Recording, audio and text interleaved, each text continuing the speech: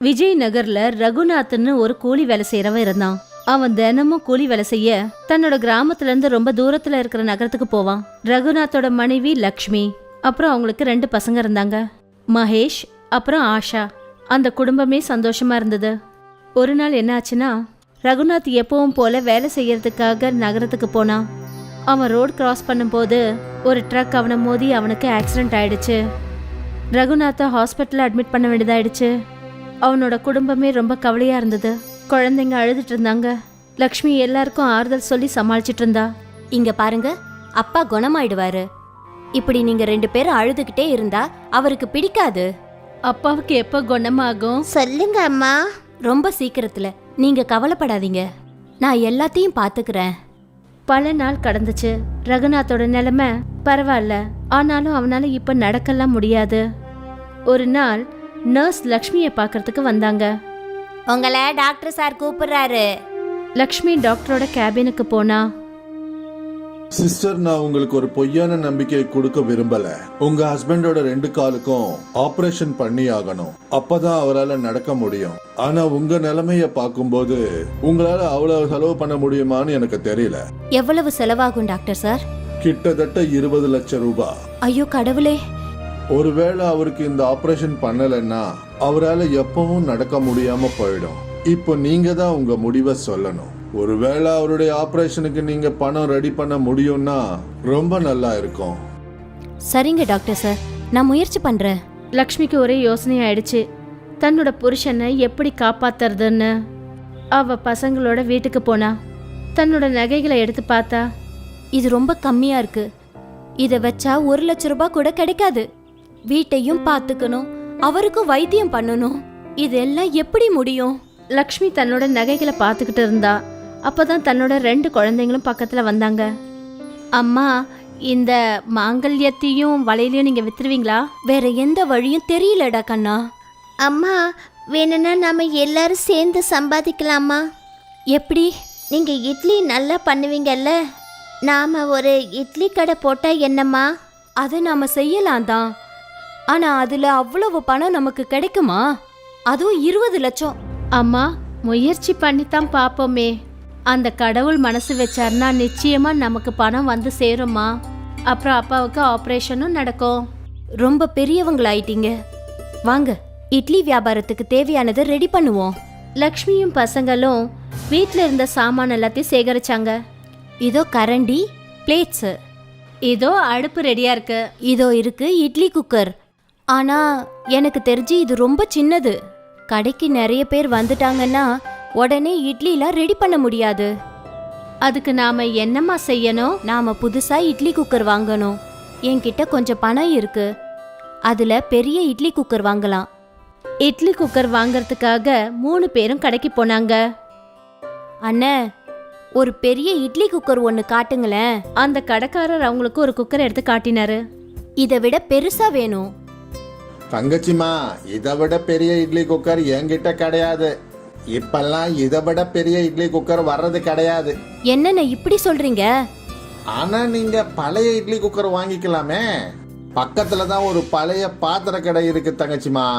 அவங்க கிட்ட நிச்சயமா பெரிய இட்லி குக்கர்ஸ் இருக்கும். எதுக்கும் நீங்க அங்கேயும் போய் பாருங்க. சரிங்க அண்ணே. லக்ஷ்மியும் அவளோட பசங்களும் பக்கத்து கடைக்கு போனாங்க. அங்க லக்ஷ்மியோட பார்வை ஒரு பெரிய பித்தளை இட்லி குக்கர் மேல பட்டுச்சு. அண்ணே, இந்த பெரிய இட்லி குக்கரோட விலை என்ன? இது பழசாச்சம்மா, இது 500 ரூபாய் வரும். சரி, அப்ப அதை எனக்கு கொடுங்க.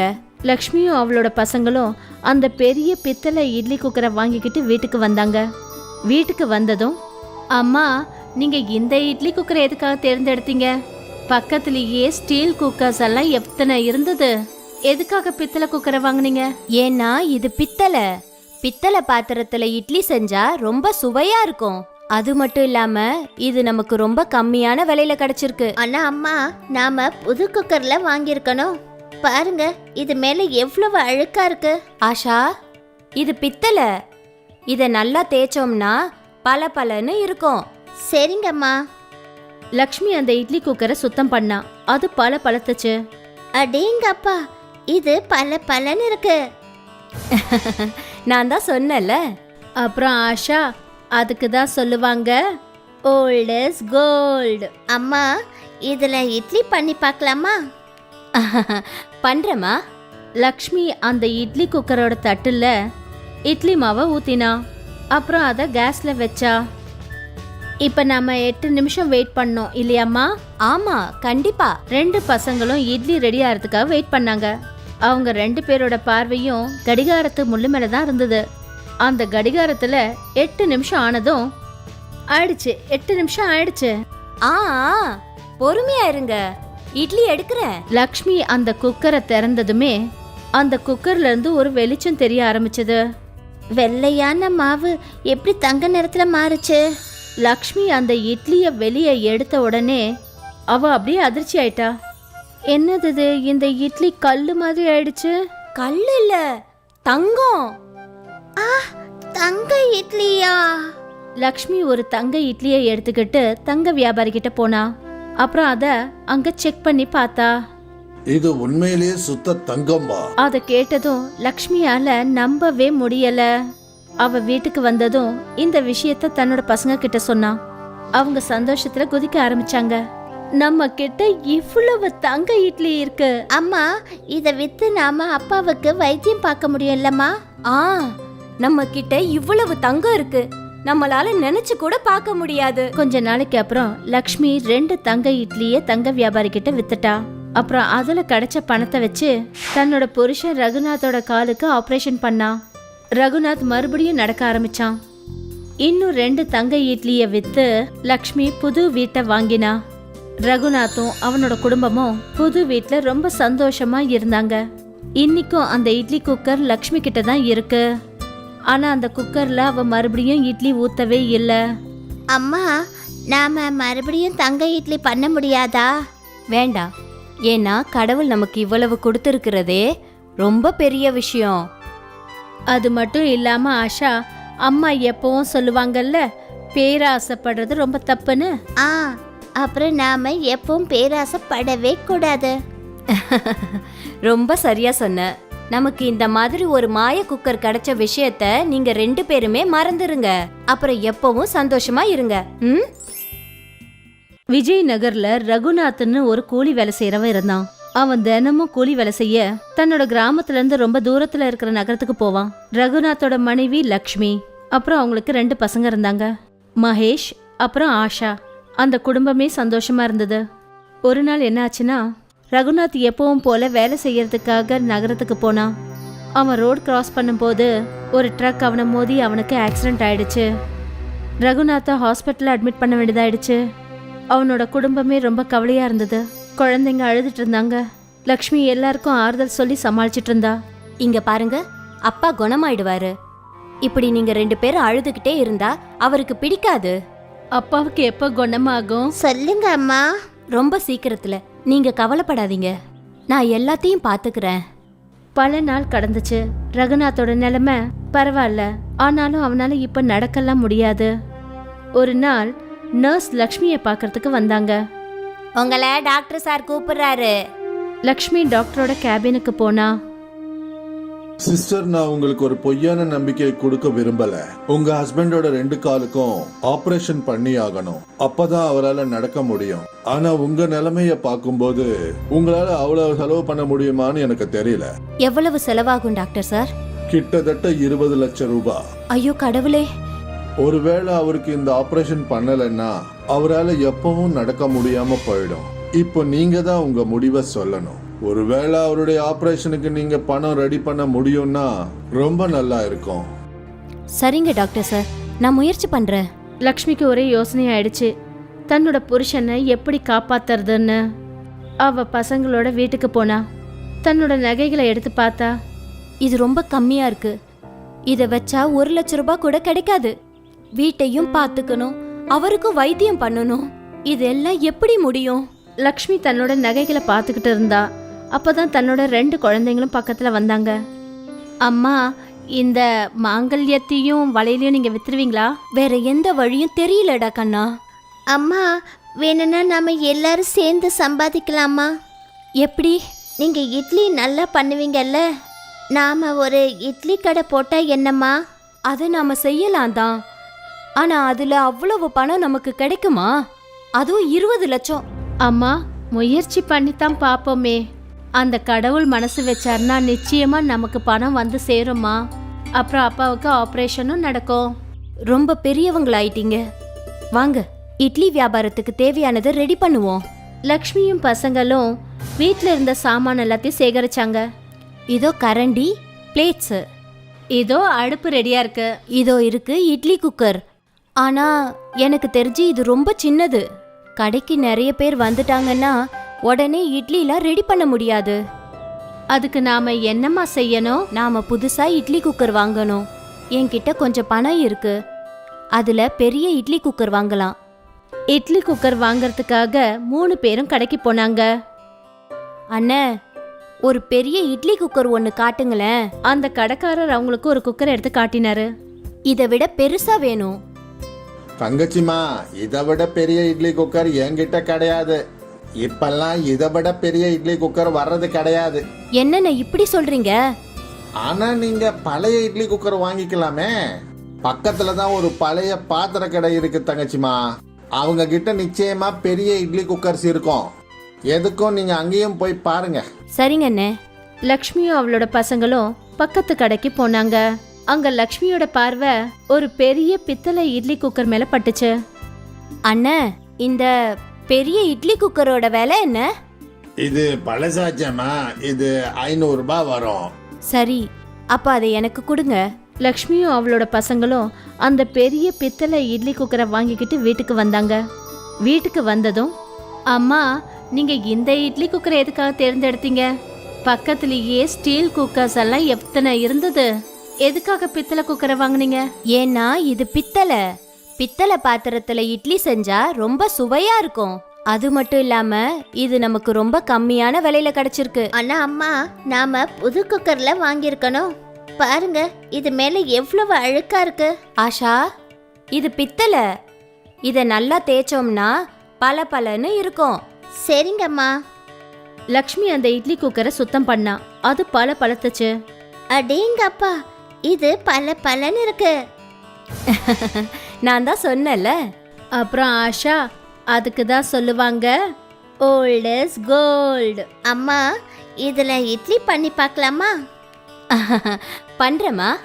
லக்ஷ்மி அந்த இட்லி குக்கரோட தட்டுல இட்லி மாவை ஊத்தினா. அப்புறம் அதை கேஸ்ல வச்சா. இப்ப நாம 8 நிமிஷம் வெயிட் பண்ணோம் இல்லையாம்மா? ஆமா, கண்டிப்பா. 2 பசங்களும் இட்லி ரெடி ஆகிறதுக்காக வெயிட் பண்ணாங்க. அவங்க 2 பேரோட பார்வையும் கடிகாரத்து முள்ளு மேல தான் இருந்தது. அந்த கடிகாரத்துல 8 நிமிஷம் ஆனதும் ஆயிடுச்சு. 8 நிமிஷம் ஆயிடுச்சு. ஆ, பொறுமையா இருங்க, இட்லி எடுக்கிறேன். லக்ஷ்மி அந்த குக்கரை திறந்ததுமே அந்த குக்கர்ல இருந்து ஒரு வெளிச்சம் தெரிய ஆரம்பிச்சது. வெள்ளையான மாவு எப்படி தங்க நிறத்துல மாறுச்சு? லக்ஷ்மி அந்த இட்லிய வெளியே எடுத்த உடனே அவ அப்படியே அதிர்ச்சி ஆயிட்டா. என்னது இது? இந்த இட்லி கல்லு மாதிரி ஆயிடுச்சு. கல்லு இல்ல, தங்கம். ஆ, தங்க இட்லியா? லக்ஷ்மி ஒரு தங்க இட்லியை எடுத்துக்கிட்டு தங்க வியாபாரி கிட்ட போனா. அப்புறம் அத அங்க செக் பண்ணி பார்த்தா. இது உண்மையிலேயே சுத்த தங்கம்பா. அத கேட்டதும் லக்ஷ்மியால நம்பவே முடியல. அவ வீட்டுக்கு வந்ததும் இந்த விஷயத்த தன்னோட பசங்க கிட்ட சொன்னா. அவங்க சந்தோஷத்துல குதிக்க ஆரம்பிச்சாங்க. நம்ம கிட்ட இவ்வளவு தங்க இட்லி இருக்கு. அம்மா, இத வித்து நாம அப்பாவுக்கு வைத்தியம் பார்க்க முடியும்லம்மா? ஆ, நம்ம கிட்ட இவ்வளவு தங்கம் இருக்கு, நம்மளால நினைச்சு கூட பார்க்க முடியாது. கொஞ்ச நாளைக்கு அப்புறம் லக்ஷ்மி 2 தங்க இட்லிய தங்க வியாபாரி கிட்ட வித்துட்டா. அப்புறம் அதுல கிடைச்ச பணத்தை வச்சு தன்னோட புருஷன் ரகுநாத்தோட காலுக்கு ஆபரேஷன் பண்ணா. ரகுநாத் மறுபடியும் நடக்க ஆரம்பிச்சான். இன்னும் 2 தங்க இட்லிய வித்து லக்ஷ்மி புது வீட்டை வாங்கினா. ரகுநாத்தும் அவனோட குடும்பமும் புது வீட்ல ரொம்ப சந்தோஷமா இருந்தாங்க. இன்னைக்கும் அந்த இட்லி குக்கர் லக்ஷ்மி கிட்ட தான் இருக்கு. ஆனா அந்த குக்கர்ல அவ மறுபடியும் இட்லி ஊத்தவே இல்ல. அம்மா, நாம மறுபடியும் தங்க இட்லி பண்ண முடியாதா? வேண்டாம், ஏன்னா கடவுள் நமக்கு இவ்வளவு கொடுத்திருக்கிறதே ரொம்ப பெரிய விஷயம். அது மட்டும் இல்லாம ஆஷா, அம்மா எப்பவும் சொல்லுவாங்கல்ல, பேராசைப்படுறது ரொம்ப தப்புன்னு. ஆ, அப்புறம் நாம எப்பவும் பேராசைப்படவே கூடாது. ரொம்ப சரியா சொன்ன. நமக்கு இந்த மாதிரி ஒரு மாய குக்கர் கிடைச்ச விஷயத்த நீங்க 2 பேருமே மறந்துருங்க. அப்புறம் எப்பவும் சந்தோஷமா இருங்க. ரொம்ப வருஷத்துக்கு முன்னாடி ஒரு சின்ன கிராமத்துல 2 ஆட்கள் பக்கத்து பக்கத்து வீட்ல இருந்தாங்க. அவங்க பேரு ஒருத்தரோடது மனு, இன்னொருத்தர் தானு. 2 பேரும் 2 சின்ன சின்ன குடிசை வச்சிருந்தாங்க, அதுவும் பீச்சுக்கு பக்கத்துல.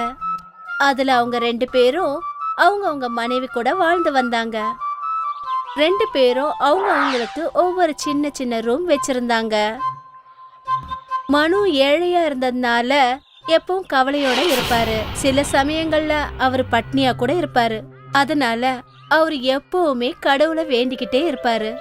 ஒரு நாள் ஒரு மரத்தோட கடவுள் அவருடைய பூஜையை பார்த்து ரொம்ப சந்தோஷப்பட்டாங்க. அவங்க அவர்கிட்ட வந்தாங்க. கேளுப்பா, உனக்கு என்ன வேணும் நல்ல மனிதனே? ஓ ஓ ஓ கடவுளே, நீ என்னுடைய பிரார்த்தனைய கேட்டுட்டியா? நீ ஒரு நல்ல மனுஷன். ஆனா நீ உனக்கு என்ன வேணும்ன்றத சீக்கிரமா கேளு. நானு பெரிய பணக்காரனாகணும் கடவுளே. அப்படியே ஆகட்டும். என்ன உண்மையா? ஆனா ஞாபகம் வச்சுக்கோ, பணக்காரனா ஆகிறது சுலபமான விஷயம் இல்ல. நீ பணக்காரனா எப்படி ஆகணும்ன்ற விஷயத்த நான் அவ்வளவு சுலபமா சொல்ல மாட்டேன். அத நீயே தெரிஞ்சுக்கணும். அப்படியே ஆகட்டும் கடவுளே. உங்களுக்கு ரொம்ப ரொம்ப நன்றி. மனுவோட வீட்டை சுத்தி பெரிய பெரிய தென்னை மரங்கள் இருந்துச்சு. அது ரொம்ப பெருசா வளர்ந்துருந்துச்சு. ஆனா அவரு அந்த மரத்து மேல கவனத்தை என்னைக்கும் செலுத்தினதே இல்ல. இன்னும் கொஞ்ச நாள்ல இந்த இளநீ எல்லாம் தென்னைக்காயா மாறப்போகுது. இத நாம ஏன் பறிச்சு விற்க கூடாது? இதனால நமக்கு பணம் கிடைக்கலாம் இல்லையா? ஓ என்னுடைய மனைவி, இனிமே நம்ம தேங்காவை பத்தி யோசிக்கவே தேவையில்லை. கூடிய சீக்கிரத்துல நாம பெரிய பணக்காரங்க போறோம். நீ பாத்துக்கிட்டே இரு, அவ்வளவுதான். ஆனா மனுவுக்கு ஒரு விஷயம் புரியவே இல்ல. கடவுளோட அந்த கருணை அவருடைய அந்த தென்னை மரத்துல தான் பட்டு இருக்குங்கிறது அவருக்கு தெரியவே இல்ல. கடவுள் அவருக்கு பரீட்சை வச்சிருக்காரு. ஓ, நீங்க ரொம்ப வித்தியாசமா இருக்கீங்க. நேத்து வரைக்கும் இந்த தென்னங்காயெல்லாம் ரொம்ப சின்ன சின்னதா இருந்துச்சு, ஆனா இன்னைக்கு ரொம்ப பெருசா இருக்கிற மாதிரி இருக்கு. உங்களுக்கு அது தெரியவே இல்லையா? உண்மையாவா? என்ன சொல்ற நீ? உண்மையிலேயே சீக்கிரமா பழுத்துடுச்சா? ஆமாங்க. நீங்க உடனே மரத்துல ஏறி அந்த காய்களை பறிச்சுக்கிட்டு வாங்க. போங்க, போய் இத மார்க்கெட்ல வித்துட்டு வாங்க. இன்னைக்கே என்ன விக்க சொல்றியா? இன்னைக்கு என்னால விக்க முடியாது. ஆனா அந்த இளநீர் முத்தி போச்சே, அது உங்களுக்காக காத்துக்கிட்டு இருக்காது. ஐயோ வேண்டாம், இன்னைக்கு எனக்கு வேலை செய்யணும்னு தோணவே இல்லை. இந்த தேங்காய் என்ன ஓடியா போகுது? நாளைக்கு வித்துட்டு போறேன்.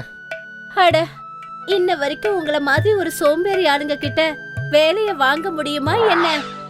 ஆனா மனு தன்னோட சோம்பேறித்தனத்தை காட்டிட்டு இருக்கும்போது அன்னைக்கு ராத்திரி தாமு தன்னோட வெராண்டால உட்கார்ந்துட்டு இருக்கும்போது டம் திட டம் திட, எவ்வளோ அழகா இருக்கு இந்த இரவு. இந்த மாதிரி இரவுல தான் அதிசயங்கள் நடக்குமா? ஒருவேளை எனக்கு கூட ஒரு நல்ல அதிசயம் நடந்தா நல்லா இருக்கும். ஒருவேளை இன்னைக்கு ஆகாயத்திலிருந்து ஏதாவது வந்து என் மேல விழுந்தா நல்லா இருக்கும்.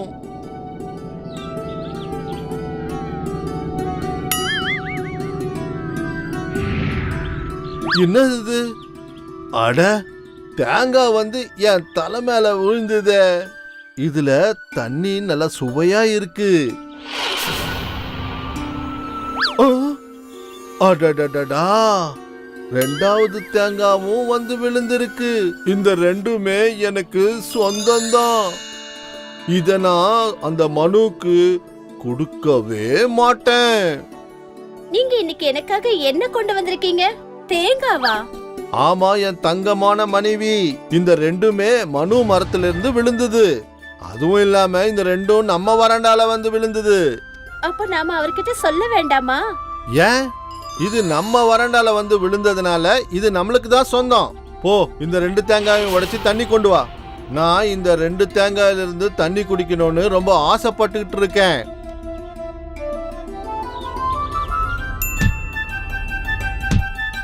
என்ன இது? கடவுளே, இது ஒரு தங்க நாணயம். இந்த தேங்காயில தங்க நாணயம் இருக்கு. எனக்கு முன்னாடியே தெரியும் ஏதாவது ஒரு அதிசயம் நடக்கும்னு. ரெண்டாவது தேங்காவையும் வெட்டி கொண்டு வா. 2 தேங்காயிலையும் 2 தங்க நாணயம். நான் ரொம்ப கொடுத்து வச்சிருக்கேன். எனக்கு நம்பிக்கை இருக்கு, அந்த மரத்துல இருக்கிற ஒவ்வொரு தேங்காயிலையும் ஒவ்வொரு தங்க நாணயம் இருக்கும். கொஞ்சம் யோசிச்சு பாருங்க.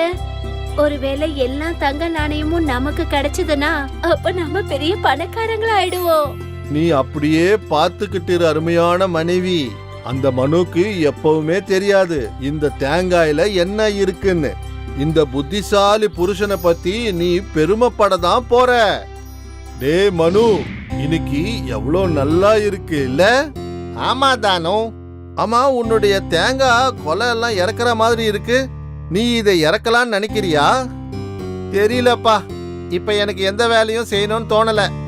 தானு அண்ணன், எனக்கு என்னமோ இவர் இந்த தேங்காய பறிப்பாருன்ற நம்பிக்கையே இல்ல. உங்களுக்கு தான் தெரியுமே என் புருஷன் எவ்வளவு பெரிய சோம்பேறின்னு. நீ ஒன்றும் கவலைப்படாத. இவ்வளோ பெரிய மரத்தை ஏறுறது யாராலையுமே முடியவே முடியாது. ஒருவேளை உனக்கு பயமா இருக்குதுன்னா சொல்லு. உனக்கு வேணும்னா சொல்லு, நான் எடுத்துட்டு வரேன். இல்லனா சொல்லு, நான் அதெல்லாம் கொண்டு போயிட்டு மார்க்கெட்ல வித்துட்டு பைசா கொண்டு வந்து கொடுக்கறேன். நீ என்ன தாராளமா நம்பலாம்ப்பா. என்னது, நீ பண்ண போறியா? கண்டிப்பா, எனக்கு ஒன்னும் கஷ்டம் இல்ல. உனக்கு ஓகேன்னா நான் அந்த மரத்தையே வாங்கிக்கிறேன். நீ ஏன் இவ்வளோ யோசிக்கிற மனு? நானு உனக்கு இருக்கிற கஷ்டங்க எல்லாத்தையும் போக்கிடுறேன். அதுவும் இல்லாம உனக்கு வர வேண்டிய பணமும் வந்துடும். இல்ல, நான் அந்த மரத்தை விற்க மாட்டேன். என்ன மன்னிச்சிரு. எங்க தாத்தா இந்த தென்னங்கண்ணை நட்டு வச்சாரு, உனக்கு தெரியுமா? சரி சரி. ஆனா அந்த தேங்காவை மட்டும் நீ யாருக்கும் வித்துறாத, சரியா? அட்லீஸ்ட் இதாவது நீ செய்வியா இல்லையா? என்ன சொல்ற? சரிப்பா, நான் உனக்கு வாக்கு கொடுக்கறேன். உன்னுடைய கைய கொடு. இதே மாதிரி தானுவும் அவருடைய குடும்பத்தை சேர்ந்தவங்களும் சோம்பேறியான மனுவை ஏமாத்திக்கிட்டு இருந்தாங்க. தானு மரத்து மேல ஏறி அந்த தேங்காவை பறிச்சுக்கிட்டு வந்தாரு. அத மார்க்கெட்ல விக்கிற மாதிரி அவரு ஒரு நாடகம் ஆடினாரு. ஆனா உண்மையிலேயே என்ன நடந்துச்சுன்னா, அந்த தேங்காய அவரு அவரோட வீட்டுக்குள்ள எடுத்துட்டு போயிட்டாரு. ஒவ்வொரு தேங்காவை வெட்டும் போதும் அவங்களுக்கு ஒரு தங்க நாணயம் கிடைச்சது.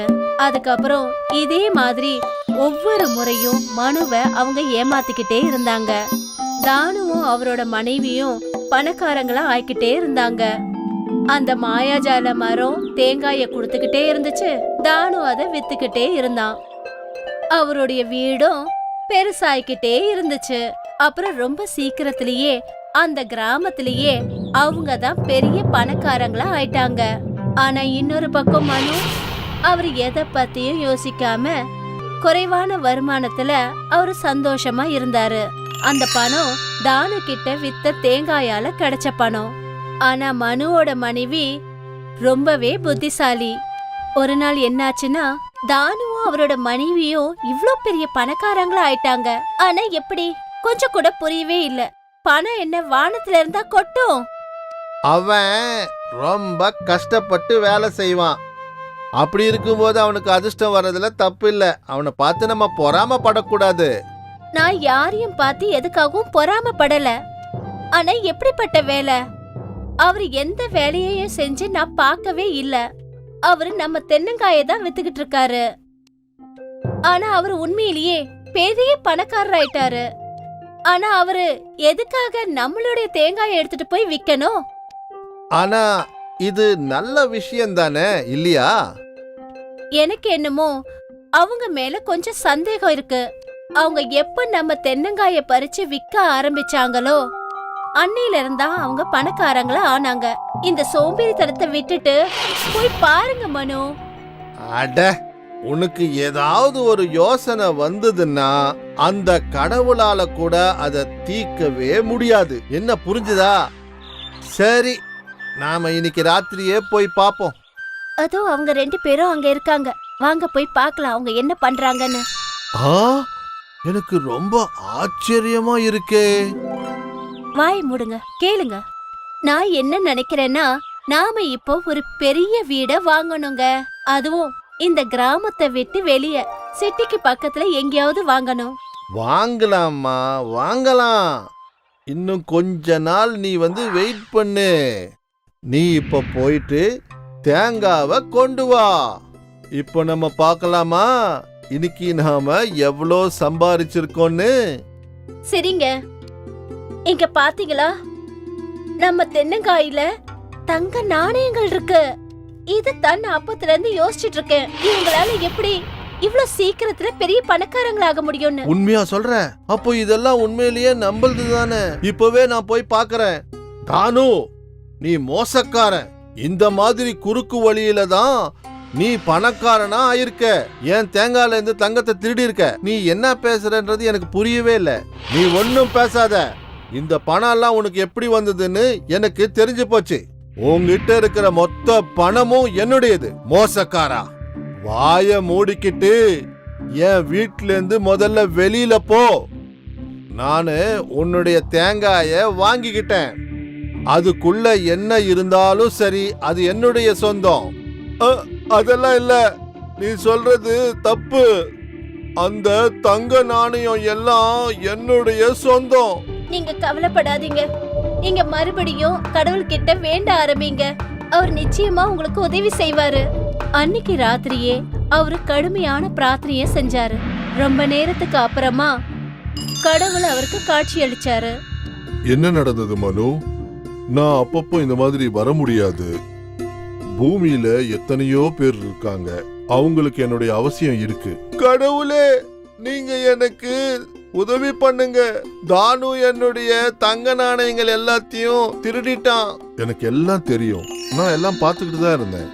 ஆனா நான் இந்த விஷயத்துல ஒன்னும் பண்ண முடியாது. இது எல்லாமே உனக்கு இருக்கிற சோம்பேறித்தனத்தினாலதான் நடந்தது. நடந்து போனதுதான். ஆனா கடவுளே. சரி எந்திரி, நீ நல்ல மனுஷன்றதுனால நான் உனக்கு உதவி பண்றேன். ஆனா நீ எனக்கு வாக்கு கொடுக்கணும். இனிமே நீ கஷ்டப்பட்டு வேலை செய்யணும்.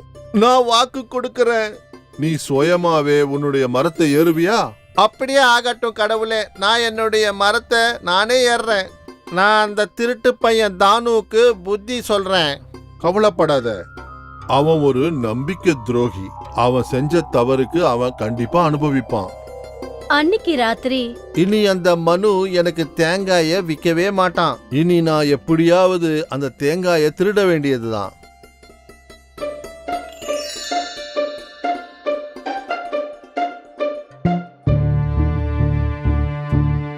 அருமை மனைவியே, சீக்கிரமா வா.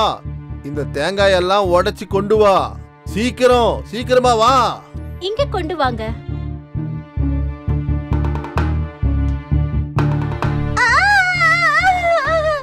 என்னாச்சு? இங்க இந்த தேங்காயில தேள் இருக்கு. கடவுளே, ஓடிப்போ. என்னுடைய மனைவியே, ஓடிப்போ. இல்ல, இந்த மாதிரி பண்ணக்கூடாது. இந்த தேளுகிட்ட இருந்து எங்களை காப்பாத்துங்க. ஐயோ, நான் ஏன் உன்னை காப்பாத்தணும்? இதெல்லாமே உன்னுடைய தேங்காயில இருந்து தான் வந்தது. ஆனா நீ சொன்ன அந்த தேங்காயில இருந்து எது வந்தாலும் உன்னுடையதுதான். போயிட்டு வரேன் தானு. தேள்களோட நீ சந்தோஷமா இரு. தானுவும் அவரோட மனைவியும் அவங்க செஞ்ச தவற நினைச்சு ரொம்ப வருத்தப்பட்டாங்க. அந்த தேளுங்க அவங்கள ரொம்பவே கொடுமைப்படுத்துச்சுங்க. அதுக்கப்புறமா அவங்க 2 பேரும் போய் மனு கிட்ட மன்னிப்பு கேட்டாங்க. அதுக்கப்புறம் அவங்க கிட்ட இருந்த பணம் எல்லாத்தையும் அவங்கக்குள்ள அவங்க பிரிச்சுக்கிட்டாங்க. இப்ப 2 குடும்பமும் ரொம்ப சந்தோஷமா வாழ ஆரம்பிச்சாங்க. அவங்க கிட்ட தேவைக்கு அதிகமான பணம் கிடைச்சதுக்கு அப்புறமா அவங்க கிட்ட இருந்த மீதி தங்க நாணயங்களை அந்த கிராமத்துல இருக்கிறவங்க எல்லாருக்கும் கொடுத்து உதவி செஞ்சாங்க. அந்த தென்னை மரம் இருக்கிற வரைக்கும் அந்த மரத்து மூலமா அவங்களுக்கு தங்க நாணயங்கள் கிடைச்சுக்கிட்டே இருந்துச்சு. அம்மாங்கிற பேர் கொண்ட ஒரு பிரபலமான தோசை கடை இருந்துச்சு. அந்த அம்மாசோட கடை அந்த கிராமத்துக்கு நடுவுல இருந்துச்சு. எல்லாருக்கும் முன்னாடி காலையில அந்த அம்மா கடைய திறப்பாங்க. அந்த கடையில எப்பவுமே கூட்டம் நிறைஞ்சு இருக்கிறத தான் நாம பார்க்க முடியும்.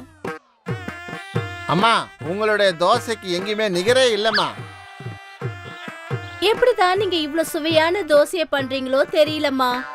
அந்த கடைக்கு வரவங்க எல்லாம் அவங்க தோசைய பெருமையா சொல்றத கேட்டு நாகம்மாக்கு எப்பவுமே சந்தோஷமா இருக்கும். அங்க இருக்கிறவங்க எல்லாருக்கும் அம்மா கடையில காலங்காத்தால டிஃபன் சாப்பிடுறது ரொம்பவே பிடிக்கும். அம்மா, ஒரு மைசூர் மசாலா தோசை போடுங்க. உட்காருங்க உட்காருங்க, இப்பவே கொடுக்கறேன். அந்த அம்மா எப்பவுமே எல்லாருக்கும் ரொம்ப அன்பா பரிமாறுவாங்க. அவங்க கூட நல்லாவும் பேசுவாங்க. நேரமும் இதே மாதிரி போய்கிட்டே இருந்தது. நேரத்துக்கு ஏத்த மாதிரி அம்மாவோட கடையும் பெரிய கடையா மாறுச்சு. இப்போ அந்த கடையில 2 பெண்களும் வேலை செய்யறாங்க. இப்ப அம்மா கல்லால உட்காந்து பைசாவை வாங்குவாங்க. அங்க வர கஸ்டமர் கிட்ட பேசுவாங்க. அம்மா கடையில வேலை செய்யற ஒரு பொண்ணோட பேரு வீணா. அந்த வீணாவோட பார்வை எப்பவுமே அம்மா கையில இருக்கிற பணத்தை பார்த்துதான் இருக்கும். இங்க நாம 2 பேரும் எப்பவும் வேலை செஞ்சுக்கிட்டே இருக்கோம். ஆனா அங்க அம்மாவை பாரு, கையில பணத்தை எண்ணிக்கிட்டே உட்கார்ந்துருக்காங்க. ஆனா நமக்கு என்ன கிடைக்குது? நமக்கு நாம வேலை செய்யறதுக்கான கூலி கிடைக்கும். அதுக்கு மேல நமக்கு வேற ஏதாவது கிடைக்குமா என்ன? அங்க பாத்தியா அம்மா கையில எவ்வளவு பணம் வச்சிருக்காங்கன்னு? அது அவங்களோட சம்பாத்தியம். அது மட்டும் இல்லாம பல வருஷங்களா அவங்க ரொம்ப உழைச்சிருக்காங்க. அதனாலதான் இந்த கடையை இவங்க இவ்ளோ பெருசாக்க முடிஞ்சது. அதே தான் நானும் உன்கிட்ட சொல்லிக்கிட்டு இருக்கேன். நாமளும் நமக்காக ஒரு புது கடை ஆரம்பிச்சு அதுல வேலை பார்க்கணும். வேண்டாம்ப்பா வேண்டாம், என்னாலெல்லாம் இது முடியாது. எனக்கு இப்ப கிடைக்கிற வருமானமே போதும். வீணா அவளுக்கு புரிய வைக்கிறதுக்காக எவ்வளவோ முயற்சி பண்ணா. ஆனா லக்ஷ்மி அவளோட பேச்ச கொஞ்சம் கூட கேட்கவே இல்ல. வீணா தன்னோட பேர்ல ரொம்ப நாளா கடை ஆரம்பிக்கணும்னு ஆசைப்பட்டா. அதுக்கப்புறம் அவ ஒரு நாள் அவளோட பேர்ல ஒரு புதுசா தோசை கடையையும் ஆரம்பிச்சா. அம்மா கடையில தோசை 10 ரூபாய். ஆனா வீணா 8 ரூபாய்க்கு தோசைய விற்க ஆரம்பிச்சா. கொஞ்சம் கொஞ்சமா ஜனங்க கூட்டம் வீணாவோட கடைக்கு போக ஆரம்பிச்சது. வீணாவோட வியாபாரமும் உயர்ந்துச்சு. அத பார்த்து வீணாவுக்கு ரொம்ப சந்தோஷமா இருந்தது. ஆனா கூடிய சீக்கிரத்திலேயே அவக்குள்ள ஒரு திமிரு ஏற்பட்டுச்சு. ஆனா அம்மா ரொம்பவே அமைதியா இருந்தாங்க. அவங்க கஸ்டமர் கிட்ட ரொம்ப பாசமா பேசிக்கிட்டு இருப்பாங்க. ஆனா வீணாவுக்கோ திமிரு ரொம்ப அதிகமா ஆயிடுச்சு. அக்கா, ஒரு மசாலா தோசை கொடு. கொடுக்கறேன். ஆனா 10 நிமிஷம் அதுக்காக நீ வெயிட் பண்ணணும். சரிக்கா. வீணா தன்னோட கஸ்டமரை எப்ப பார்த்தாலும் ரொம்ப நேரம் காக்க வைப்பா. இந்தா நீ கேட்ட மசால் தோசை. அக்கா, கொஞ்சம் சட்னி கொடுங்க. அதான் போட்டிருக்கல, நீ கேட்டிருக்க சட்னி. இன்னும் எவ்வளவு போடுவாங்க? இதே மாதிரி கஸ்டமர் எல்லார்கிட்டயும் வீணா ரொம்ப வெறுப்பாவே பேசிக்கிட்டு இருந்தா.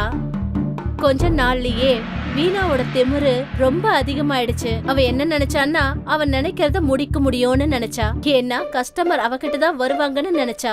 ஏன்னா நான் கம்மியான விலையில தோசை விக்கிறதுனால எல்லா கஸ்டமரும் இந்த கடைக்கு தான் வருவாங்க. தினமும் காலையில 6 மணிக்கெல்லாம் இந்த கடையை திறந்து நான் ரொம்ப சோர்வாயிட்டேன். ஒரு வேலை பண்ணலாம், நாளையில இருந்து 7:30 மணிக்கு கடையை திறப்போம். கடையில வந்து கஸ்டமர் வெயிட் பண்ணிட்டு இருந்தா எனக்கு என்ன வந்தது? அப்பதான் என்னால நிம்மதியா தூங்க முடியும். மறுநாள் காலையில தினமும் போல அம்மாவோட கடைய திறந்து வச்சாங்க. ஆனா வீணாவோட கடை மூடி இருந்துச்சு. இத பார்த்ததும் எல்லா கஸ்டமர்ஸும் அம்மாவோட கடையை நோக்கி போனாங்க. தன்னோட கடையில வந்த கூட்டத்தை பார்த்து அம்மா என்ன யோசிச்சாங்கன்னா அவங்க கடையில தோசைய 8 ரூபாய்க்கு மாத்திட்டாங்க. 7:30 மணிக்கு வீணா தன்னோட கடைய திறந்தா. ஆனா எப்போ கஸ்டமர்ஸ் அவ கடைய நோக்கி போனாங்களோ அந்த 2 கடையில தோசையோட விலைய பார்த்து, அட, அம்மா கூட விலைய குறைச்சிட்டாங்க. அம்மா கிட்ட தோசையை சாப்பிட்டு ரொம்ப நாளாச்சு. அப்புறம் அந்த நாள் முழுக்க கஸ்டமர்ஸோட வருகை அம்மாவோட கடையில தான் இருந்துச்சு. ஆனா வீணாவோட கடையில பார்த்தா 1 இல்ல 2 கஸ்டமர்ஸ் தான் வந்தாங்க. வீணா மனசுக்குள்ளேயே புரிஞ்சுகிட்டு இருந்தா. அதனால வந்த கஸ்டமர் மேல எரிஞ்சு விழுந்துகிட்டே இருந்தா.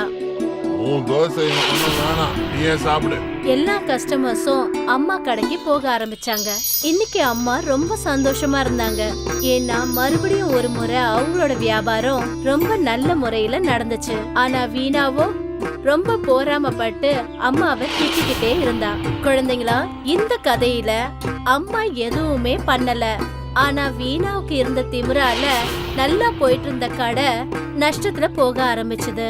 ஒருவேளை வீணா ஆரம்பத்துல இருந்தே ஜனங்க கிட்ட அன்பாவும் பண்பாவும் நடந்துகிட்டு திமிர காட்டாம இருந்திருந்தா இன்னைக்கும் அவளோட வியாபாரம் நல்ல முறையில நடந்திருக்கும். அதனாலதான் சொல்லுவாங்க, திமிரு மட்டும் இருந்துச்சுன்னா நாம வாழ்க்கையில முன்னேறவே முடியாது.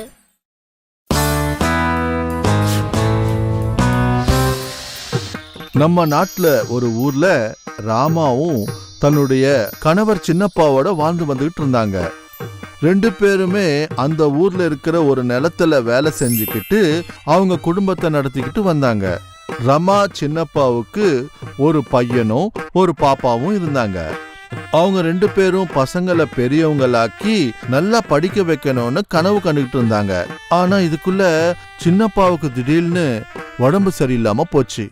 அவருக்கு வியாதி அதிகமாயிடுச்சு. அப்போ ரமா தான் அங்க வேலையெல்லாம் செய்ய வேண்டியதாயிடுச்சு. பசங்களையும் அந்த அம்மா தான் பார்த்துக்க வேண்டியதாயிடுச்சு. வியாதியோட இருக்கிற அவங்க கணவருடைய நிலைமை ரொம்ப மோசமாயிடுச்சு. ஒரு நாள் சின்னப்பாவை பார்க்கறதுக்காக அவருடைய தம்பி மோகன் வந்தாரு. அண்ணே, உன்னுடைய நிலைமை ரொம்ப மோசமா இருக்கு. நீ டாக்டர் கிட்ட காமிச்சியா இல்லையா? காமிச்சோம் மச்சினரே, ஆனா எந்த பிரயோஜனமும் கிடையாது. நான் போய் கோயில்ல உனக்காக அர்ச்சனை பண்றேன். நீ கண்டிப்பா குணமாயிடுவ. சரி தம்பி. அண்ணி, வீட்ல இருக்கிற வேலை எல்லாம் உங்க தலையிலேயே விழுந்துருச்சுல்ல, அப்படிதானே? ஆமா, எப்படி இருந்தாலும் குடும்பத்தை நடத்தி தானே ஆகணும்.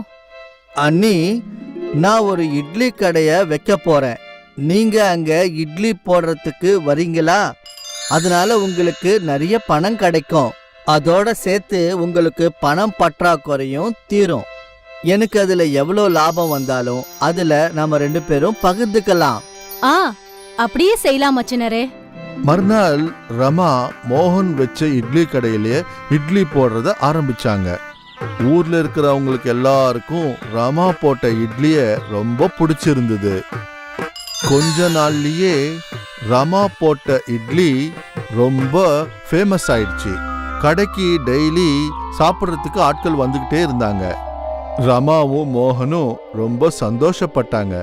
ஏன்னா 2 பேருக்கும் லாபம் பெருகிக்கிட்டே போச்சு.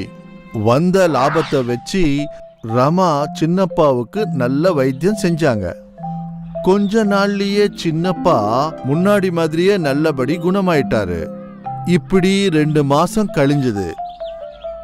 ரமா மோகன் வச்ச கடையில ஜனம் வந்துகிட்டே இருந்தாங்க. அப்போ ரமாவுக்கு ஒரு யோசனை வந்தது. இங்க இத்தனை பேர் நான் செய்யற இட்லிக்காக தானே வராங்க. அப்படின்னா எனக்கும் நிறைய லாபம் வரணும்ல. மோகன் பொருட்களை மட்டும்தான் வாங்கிட்டு வந்து தரான். வரவங்க எல்லாருக்கும் இட்லிய கட்டி கொடுக்கறான். அப்படி இருக்கும்போது எனக்கு சமமா அவனுக்கு லாபம் வரக்கூடாது இல்லையா? அன்னைக்கு சாயந்தரம் 2 பேரும் லாபத்தை பங்கு போடும்போது அப்போ மச்சினரே, இட்லி எல்லாத்தையும் நான் தானே தயார் பண்ணி கொடுக்கறேன். நான் செய்யற இட்லி அவ்வளவு நல்லா இல்லனா உங்களுக்கு இந்த அளவுக்கு லாபம் வரக்கூடாது. அது உண்மைதான் அண்ணி. நீங்க போடுற இட்லி உண்மையிலேயே ரொம்ப நல்லா இருக்கு. அப்படி பாத்தீங்கன்னா உங்களை விட லாபம் எனக்கு தானே அதிகமா கிடைக்கணும். ஆனா அண்ணி, இது ரொம்ப தப்பு.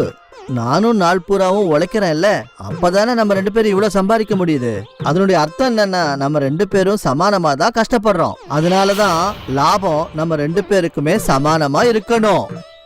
இல்ல மச்சினரே, நீங்க தப்பா பேசுறீங்க. அது உண்மையா இருந்தா நாளையில இருந்து வேற ஒருத்தவங்கள இட்லி போடுறதுக்கு தேடிக்கோங்க. ரமா மோகனோட சண்டை போட்டுக்கிட்டு தன்னுடைய வீட்டுக்கு போயிட்டா. 2வது நாள் அந்த ஊர்ல 2 இட்லி கடைங்க வந்தது. அதுல ஒன்னு ரமாவுடைய கடை. அந்த கடையில ரமா தான் இட்லி போட்டுக்கிட்டு இருந்தா. அவளே வித்துக்கிட்டு இருந்தா. இன்னொன்னு மோகனுடைய கடை. இப்போ அங்க வேறொரு பொம்பளை இட்லி தயார் பண்ணிக்கிட்டு இருந்தாங்க. ரமா வச்ச புது கடைய பார்த்து மக்கள் எல்லாருமே அந்த கடைக்கு போக ஆரம்பிச்சாங்க. ஆனா ரமா ஒண்டியா இருந்ததுனால அத்தனை பேரை அவளால சமாளிக்க முடியல. கடைசியில அவ சோர்ந்து போயிட்டா. ஊர்ல இருக்கிறவங்க எல்லாம் மோகன் கடைக்கே போயிட்டாங்க. ஏன்னா மோகன் எப்பவும் போலவே வர்றவங்களுக்கெல்லாம் அழகா இட்லி வச்சு கொடுத்துக்கிட்டு இருந்தான். இப்படியே சில நாட்கள் கழிஞ்சு போச்சு. பார்த்துக்கிட்டே இருக்கும்போதே ஜனங்கள் எல்லாரும் மோகன் இட்லி கடைக்கு போய் இட்லி சாப்பிட ஆரம்பிச்சாங்க. அப்போ ரமா ஒண்டியா உட்கார்ந்துக்கிட்டு கடையில வருத்தப்பட ஆரம்பிச்சா. ஐயோ, நான் எதுக்காக இந்த மாதிரி பண்ணேன்? நான் நினைச்சேன் இட்லி பண்றவங்க தான் பெரிய ஆளுன்னு. ஆனா அப்படி கிடையாது. மோகன் வரவங்க எல்லார்கிட்டயும் நல்லா நடந்துக்கிறான். நான் மோகன் கூடவே இருந்திருந்தா இந்நேரம் நான் நிறைய காசு சம்பாதிச்சிருக்கலாம்ல. யாருமே நான் செஞ்ச இட்லிய திரும்பி கூட பார்க்கல. ரமாவுக்கு அவளுடைய இட்லி மேல ரொம்ப தலகணமா இருந்தது. ஆனா அது இப்போ மாறி போச்சு. அதுக்கு தான் இப்படி சொல்லுவாங்க, தலகணம்ன்றது கண்ணாடி மாதிரி, அது என்னைக்காவது உடைஞ்சு போகலாம்.